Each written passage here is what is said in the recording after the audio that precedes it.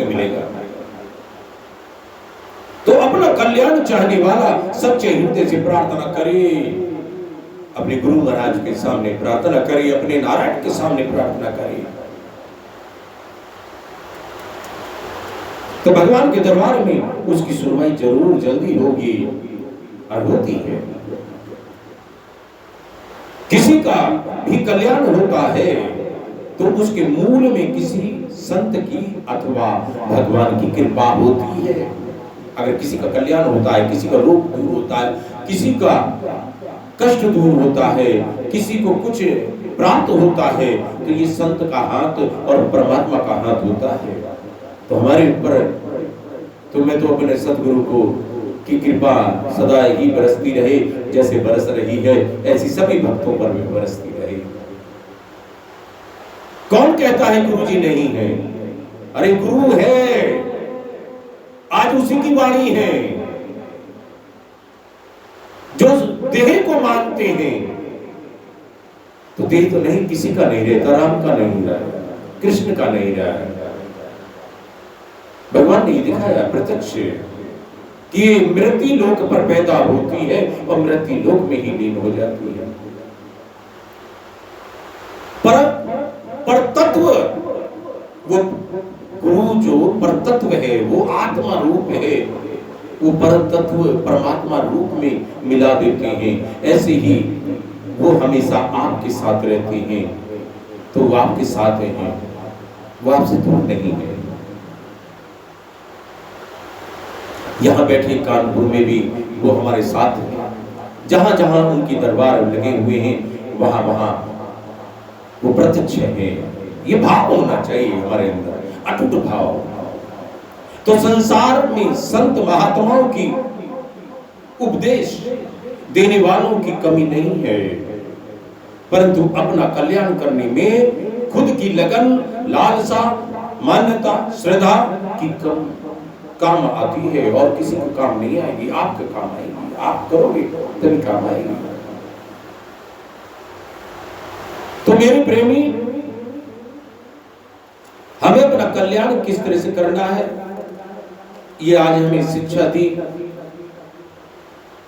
और मैं अपने सदगुरु भगवान श्री सुदर्शनाचार्य गुरु महाराज, सिद्धाता धाम वाले, बड़कल वाले बाबा, तेरी सदा ही जयकार रहे। और तूने हमें सिखाया, पद पद पर अभी तक तू सिखाता आ रहा है। हम तो तेरे कदमों से कदम मिला के चल रहे हैं, तेरे उंगली पकड़े हुए। तूने हमारा हाथ बस ऐसी सदा पकड़े रहना और आगे बढ़ते रहें। तो कल्याण के बारे में आज हमें शिक्षा दी मेरे सदगुरु भगवान ने। कल इसके आगे का कदम बढ़ाएंगे हम। कामना के ऊपर चर्चा चलेगी। जब तक हम अपने कामनाओं को नहीं त्यागेंगे, इच्छाओं को नहीं त्यागेंगे, तो परमात्मा क्या, हम परमात्मा के दर्शन भी नहीं कर पाएंगे, है ना। अपने सदगुरु के हम शरण में नहीं हो पाएंगे। हमारी कामना, उत्तेजना, हमारी वासनाएं, ये जब तक हमारे मन में है, हमारे इंद्रियों में है, तब तक हम उसको प्राप्त नहीं कर पाएंगे, ईश्वर को, उससे दूर वंचित रहेंगे। इसको हमें त्यागना पड़ेगा।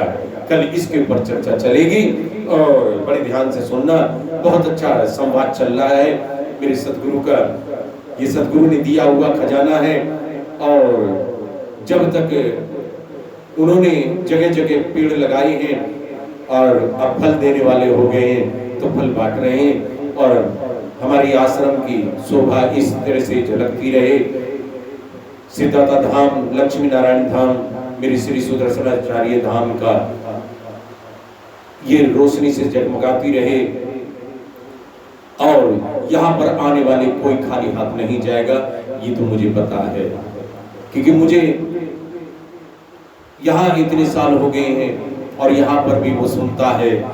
और यहाँ पर जो अभी आश्रम में नहीं पहुंचे हैं, उनकी भी सुनता है और उनके इतने बढ़िया खेल बनाता है।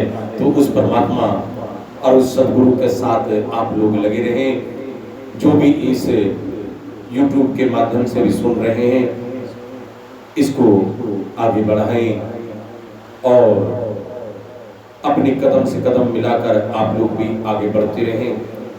और जगह जगह हम फूल बरसाते रहें, अपने सदगुरु महाराज की चर्चा आगे बढ़ाते रहें। तो यहीं मैं अपनी वाणी को विराम दूंगा।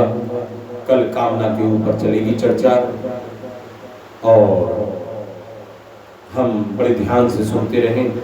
ये संवाद से हम दूर ना रहें, वंचित ना हो। बोलो सदगुरु भगवान की जय। बोलो लक्ष्मीपति नारायण भगवान।